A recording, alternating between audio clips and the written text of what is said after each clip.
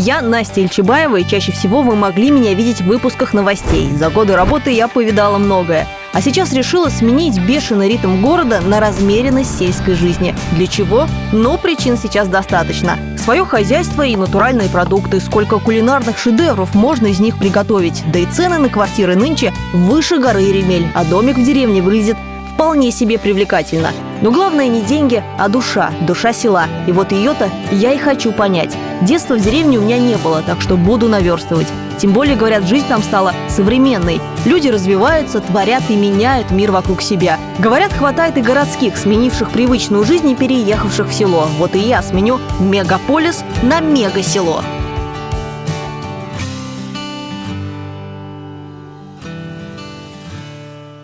Сколько раз я слышала от своих друзей, что лучший отдых – это отдых в деревне. Тут и никакая Турция не нужна. И не обязательно, как в моем случае, иметь здесь родительский дом. Село в туризме преуспело. И герой нашего выпуска предлагает то, что лично я мечтала попробовать на себе уже долгие годы. Представляю вашему вниманию джипинг-тур по бездорожью.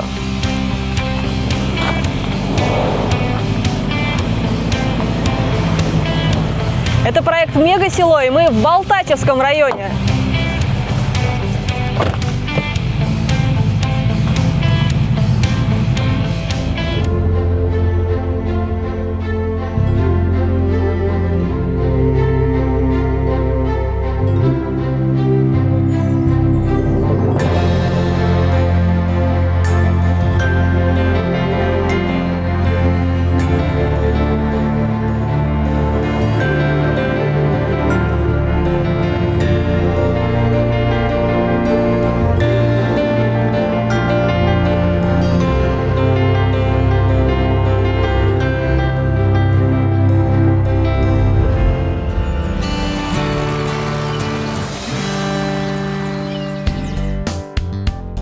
Первая мысль при виде Ильдара – что за герой блокбастеров? Он явно не похож на привычное представление многих о том, как выглядят фермеры. И занимается этот брутал выращиванием клубники. Воспитывает 3 дочек и сына, а рядом красавица-жена, которая готова поддержать любую идею.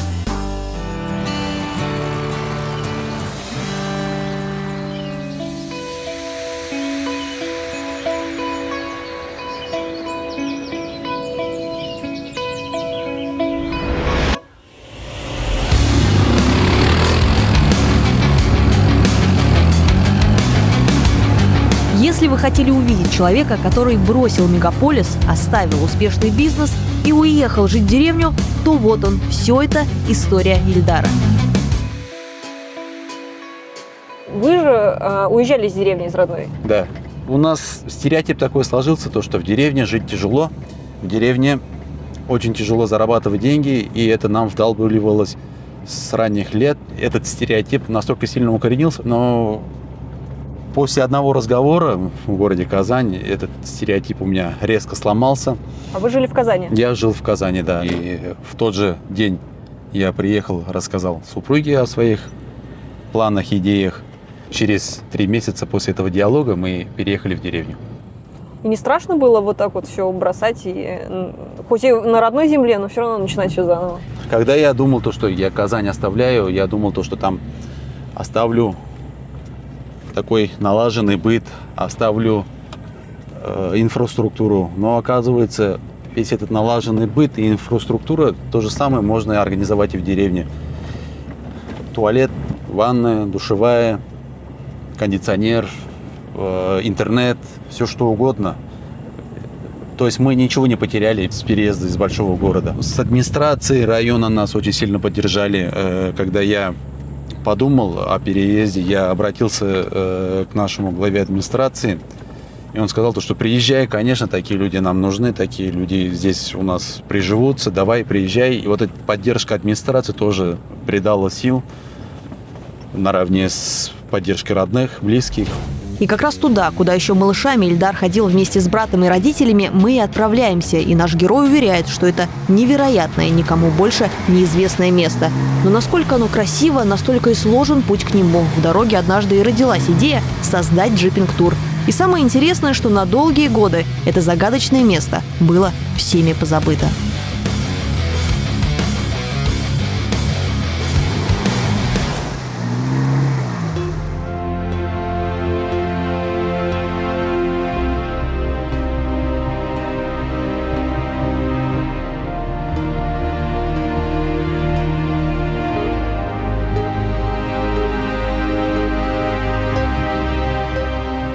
Вот такие вот у нас красивые места.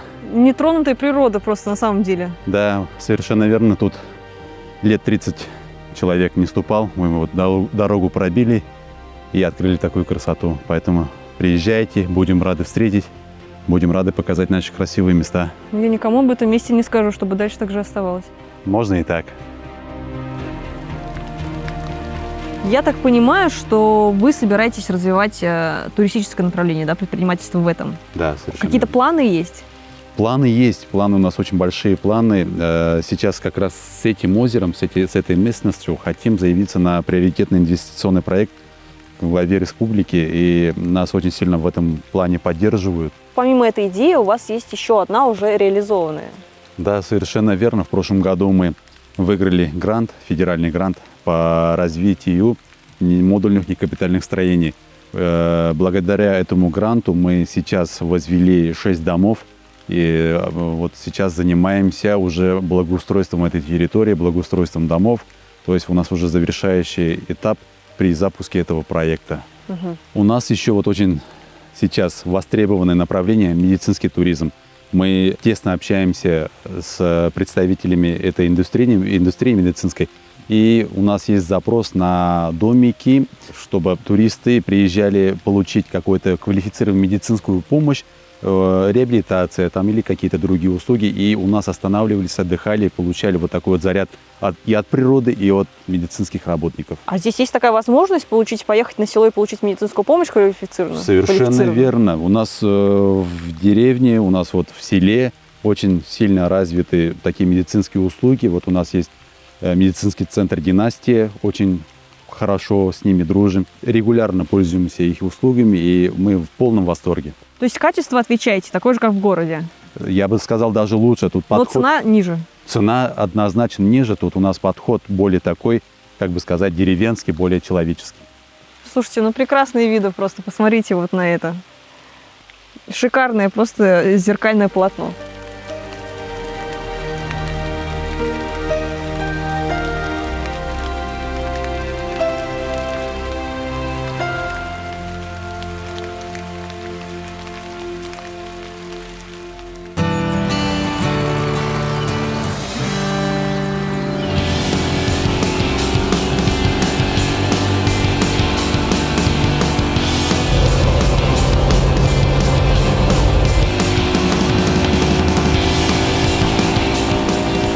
Как вы уже, наверное, поняли, Ильдар тот человек, который не боится нового. И сейчас штурмует еще одно направление – глэмпинг. Комфортные домики он развернул на окраине родной деревни. Цивилизация вроде рядом, но вокруг базы никого. Ильдар, вопрос уже исходя из личного интереса, когда к вам можно будет сюда не по работе, а отдохнуть приехать? В этом году мы осваиваем весь бюджет, и ближе к августу у нас уже будут готовы дома, и уже можно полностью заселяться, можно с удовольствием принимать гостей. Что здесь будет? Вот если я захочу сюда приехать, что меня здесь ждет? У нас вот будет джип-тур, будет рыбалка, у нас будут сплавы на сапах, пешие прогулки, конные прогулки. Зимой у нас вот замечательный склон, мы организовали тюбинговую трассу. Но это, так понимаю, в планах. А сейчас чем живете? Сейчас у нас тоже есть успешно развивающийся бизнес. Мы выращиваем клубнику и малину. Клубника у нас элитных итальянских сортов. У нас же вот как укоренился такой стереотип, то что в деревне колхоз это дешево. А вот мы хотим сломать вот этот стереотип и доказать то, что в деревне можно производить качественный продукт, можно предлагать качественный сервис, можно предлагать различные виды услуг. Ну, лучше, чем 100 раз говорить, 1 раз попробовать. Все верно, все клубнику. Верно. Обязательно, с удовольствием. Как по мне, то нет ничего прекраснее, когда твое дело тебя кормят в прямом и переносном смысле. Но это только на первый взгляд сладкий бизнес. Забот хватает. В семейном деле трудятся все, лишних рук тут не бывает. Так что Сахиповы не могли не воспользоваться свободными, припахали и меня. О том, что прогулки по Казанской Бауманке сменились проходками по клубничному межрядью, Лиана не жалеет. Можно я к тебе подброшу?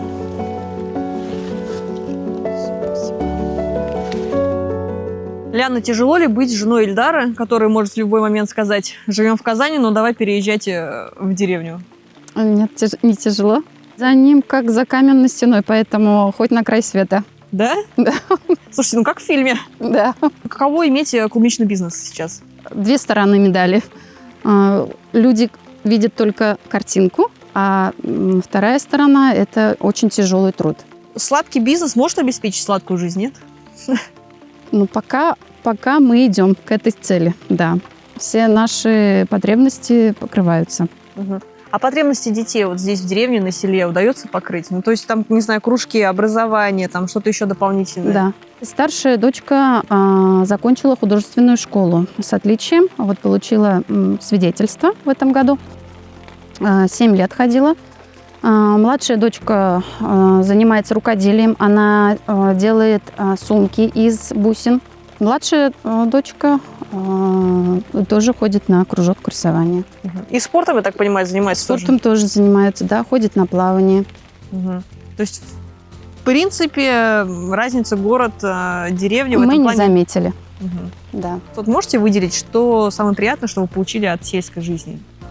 Тишину, покой, уверенность в будущем. Уверенность в будущем? Да. Многие же за этой уверенностью как раз уезжают из деревень.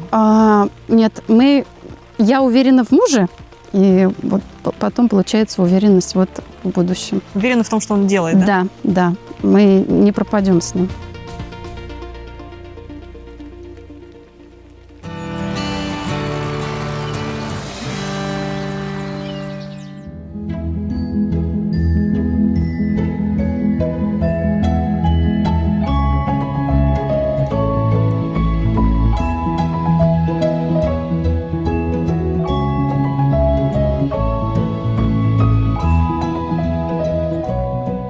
Ильдар старается, чтобы его родное село двигалось дальше, но есть место, где, наоборот, хочется, чтобы время остановилось. Мало кто может похвастаться семейным музеем. Брутальная внешность, сочетание с добрым сердцем – это и есть Ильдар, красавица жена и 3 умницы дочери. А недавно на свет появился долгожданный наследник – Мухаммед. Назвали в честь пророка. Так, и где мы сейчас находимся? Но сейчас мы, Настя, находимся в доме моих дедушки и бабушки. Это как бы наш отчий дом. Здесь вырос наш отец, папа. И мы решили сохранить этот дом облагородили. И сейчас мы здесь принимаем наших гостей дорогих. Ну, спасибо. То есть мы входим в их число, получается. Естественно. Сохраняя этот дом, мы сохраняем нашу улицу.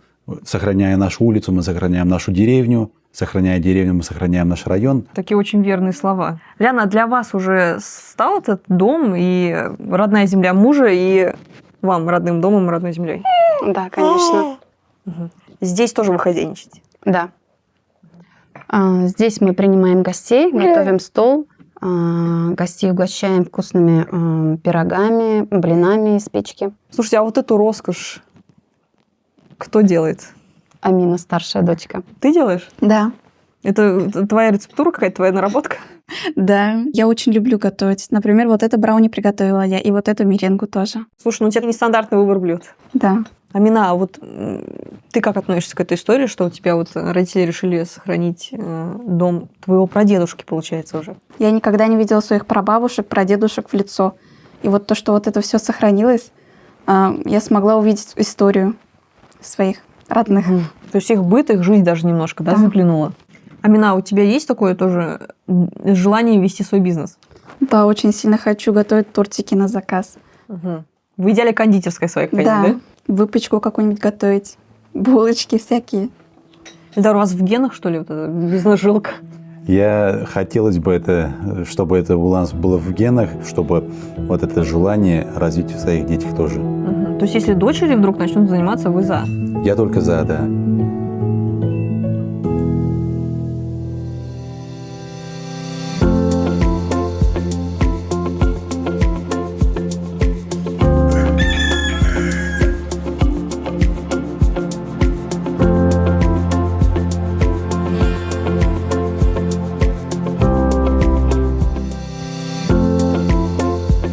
Хочу вам показать удивительную картину. Вот старенький дом, где жил дедушка Ильдара. Его сохраняют, о нем заботятся, его берегут. И очень уж необычно на этом фоне выглядит этот огромный, крутой, словно из кинофильмов, пикап. Но в этом контрасте есть прелесть всей этой картины. С одной стороны, вот оно, дань уважению прошлому, семье, воспоминаниям, традициям, а с другой – прогрессивное, комфортное, крутое сегодня.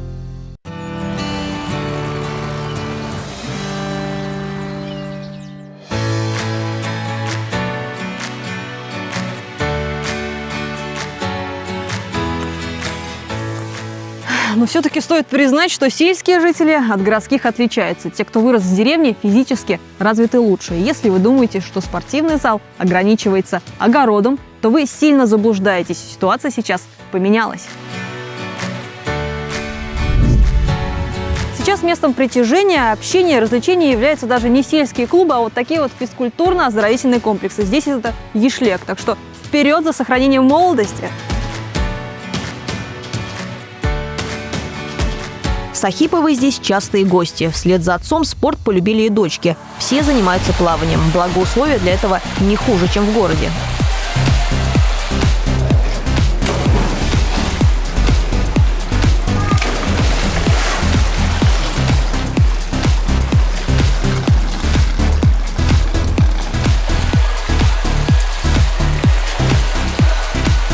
Каждый раз с терпением ждем этого момента. Мы очень любим купаться.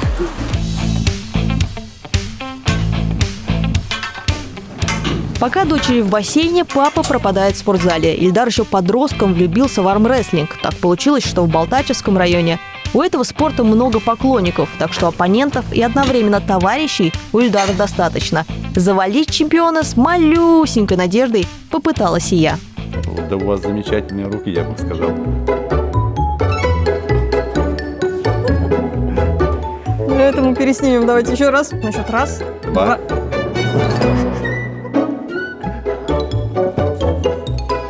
Ну там на монтаже мы немножко, Да, конечно, это. не обижайтесь, конечно, но на монтаже побежу я. Победю я. Да. Всё. Вот все уже. А мы играли машина на ваша. вашу машину. Теперь давайте на вашу машину. Нет. О! Вот опять. Всё. Все. Анастасия, да вы мастер Так, спорта. Если вы этим спортом займетесь, то вы неплохо будете выступать. Думаете, у меня есть потенциал? Конечно, конечно. Даже в моем возрасте. В мои 18. Тем более ваши 18. Можно ли в селе вообще этим заниматься на профессиональном уровне? Балтачевский район – это одна из элит армрестлинга Республики Башкортостан, Даже потому так? что, да, Балтачевский район входит в тройку сильнейших команд. У нас вот в этом зале вышли чемпионы Башкирии, чемпионы России, даже чемпионы Европы. В селе, я думаю, даже больше спортсменов, больше чемпионов, нежели в городе. Почему вы думаете, вот именно на селе есть такая предрасположенность к этому? Мы выросли на том, что каждый день доили корову. И это очень сильно укрепляло... Серьезно? Даже Да. такие тонкости? Да, потому что вот это движение, оно очень сильно укрепляет плечелучевые мышцы. То есть у городских шансов перед сельскими практически нет? Но Такую школу они не проходили? Да, сельские – это уже на голову выше городских в этом плане.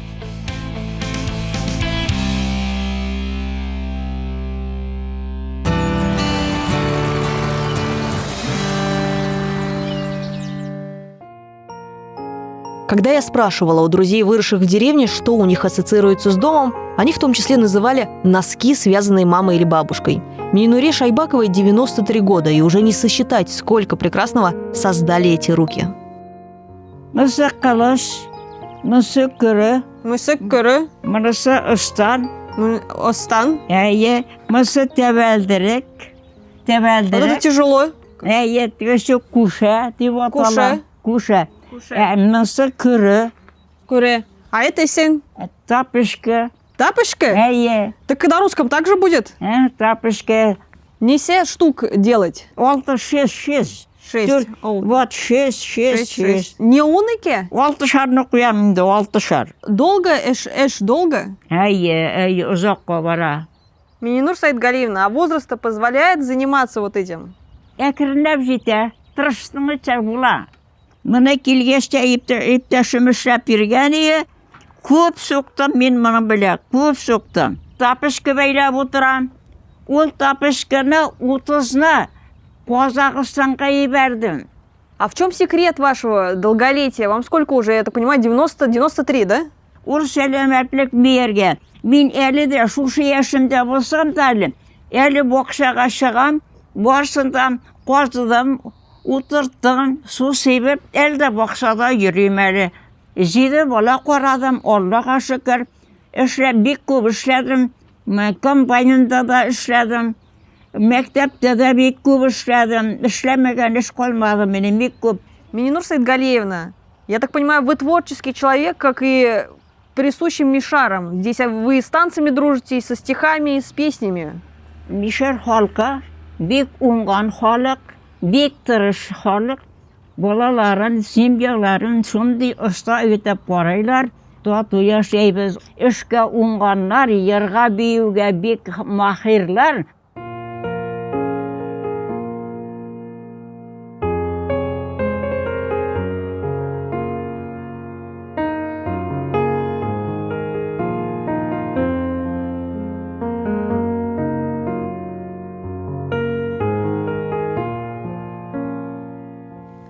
Вы... Рахмат. Тапочка тебе. Мне тапочка? Әйе. Это самые теплые тапочки будут Әйе. мои. Когда-нибудь видели тапочки, которые греют не только ноги, но еще и сердце?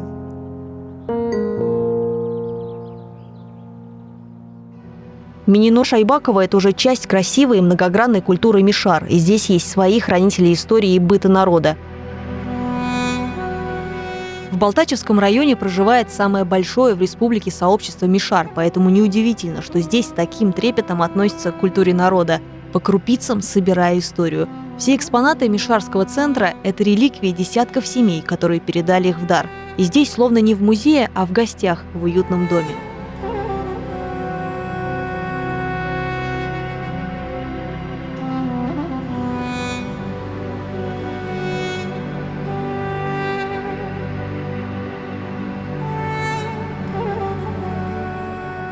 В Мишарском центре висит карта, на которой можно увидеть путь, пересекающий весь Балтачевский район – дорога Каторжан. Частично она сохранилась и на земле, и в памяти местных.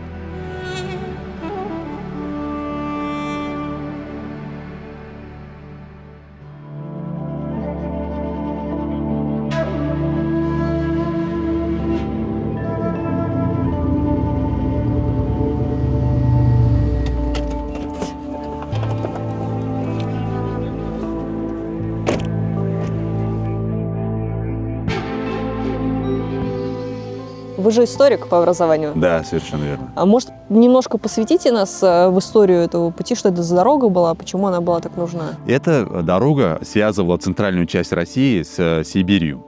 И эта дорога служила такой вот важной экономической артерией для связи окраин государства.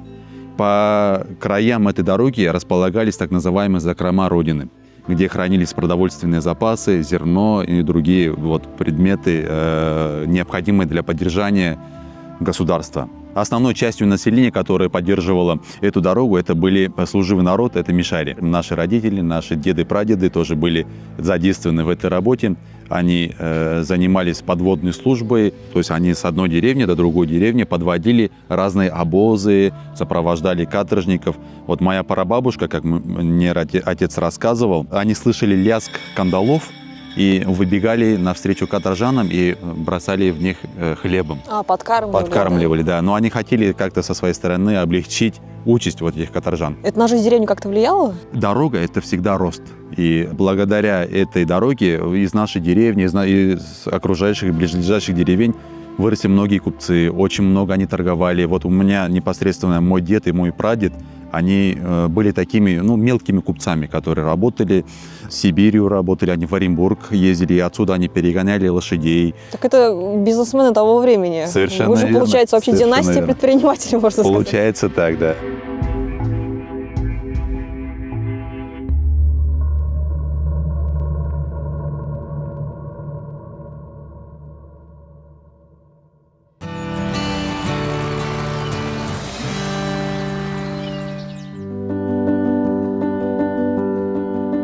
Где можно почувствовать любовь сельчан к своей родной земле? Где сотни людей радуются встрече, а от воспоминаний наворачиваются слезы? И то и дело слышно: «Вот это да, вылитый Фарид! А вы, Ленор Апай, помнишь? А как мы тогда через забор да по улице?» Ответ на все эти вопросы. Праздник. Здравствуйте, односельчане. Ильдар, и почему все-таки село, а не город? Но село, наверное, потому что мы здесь родились, мы здесь выросли, мы здесь питаемся энергией, энергетикой вот этой вот. Поэтому эта энергетика нам помогает создавать все новые проекты. И мы приглашаем со своей стороны молодых людей, которые уехали с деревни, вернуться обратно в деревню и создавать вот это все, по новой возрождать деревню, помогать нашему государству развиваться. Поэтому милостью просим. Ну, я в свою очередь скажу, что я тоже здесь напиталась, несмотря на то, что это не моя родная земля, не моя родина, потому что здесь прекрасные люди, вы и ваша семья. Спасибо. Спасибо. Со своей стороны мы не можем вас отпустить с пустыми руками, поэтому маленький презент – это наша знаменитая балтачевская рыба. И Красота, придется научиться готовить рыбу. это уже обязательно. И чтобы не скучно было ехать, а сладкая наша клубника. Спасибо. Спасибо спонсору моей сладкой жизни, семья Сахиповых. Спасибо большое, это были прекрасные дни. Лиана, не могу вас не обнять. Спасибо. Спасибо, Ладно, Анастасия. всего доброго, успехов вам. Ждем вас. Пока, до свидания.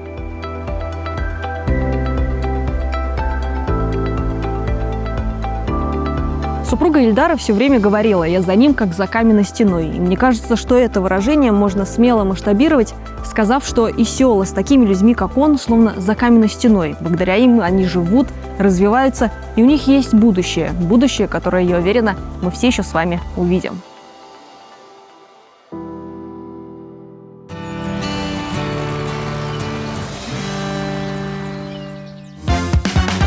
А сейчас мы отправимся к известному шеф-повару Айдару Хананову. Приготовим изысканные блюда из фермерских продуктов.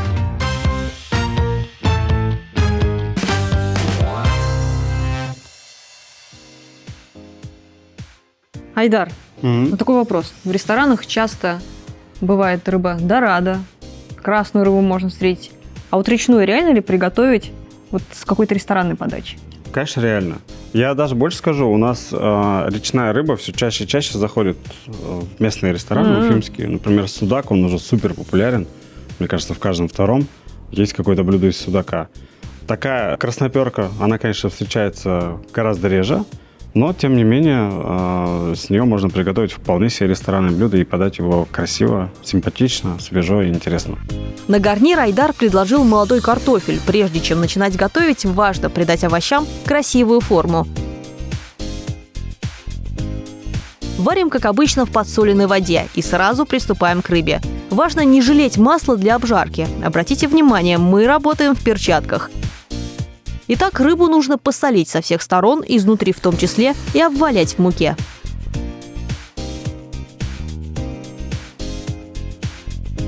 Способ у нас приготовления рыбы простой, домашний.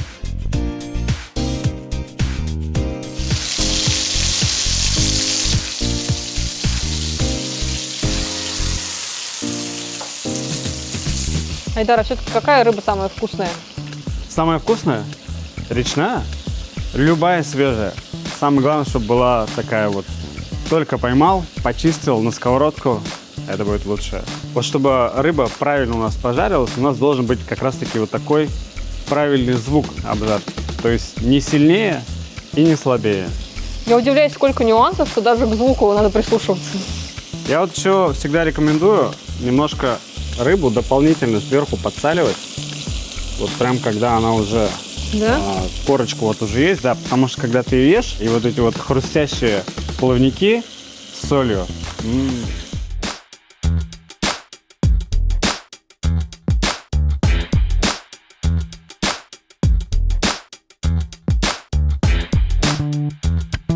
Ну что, готовим соус и приступаем к сервировке. Для этого нам нужно порубить петрушку. Лимон тоже понадобится, да? Да, с него мы делаем сок. Для соуса наш шеф-повар рекомендует использовать топленое масло. Разогреваем его в сотейнике. Масло готово. Мы его немножко подсаливаем. Добавляем сюда петрушку, кедровый орех и сок лимона.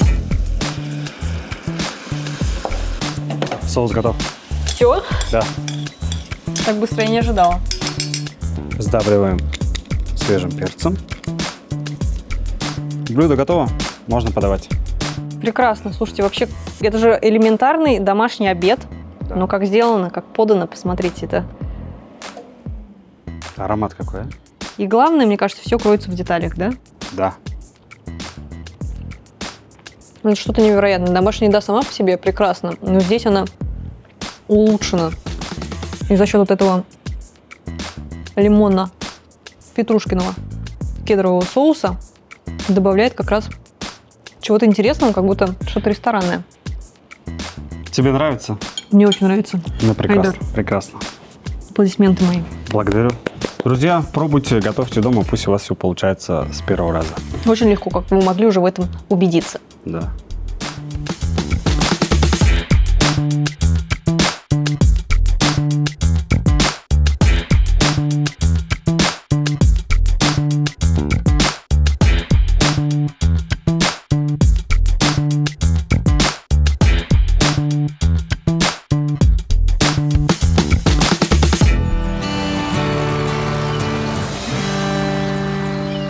А сейчас солнечный привет от фольклорного коллектива «Малан». Но я обязана вас предупредить. После этого выступления припев я напевала весь день.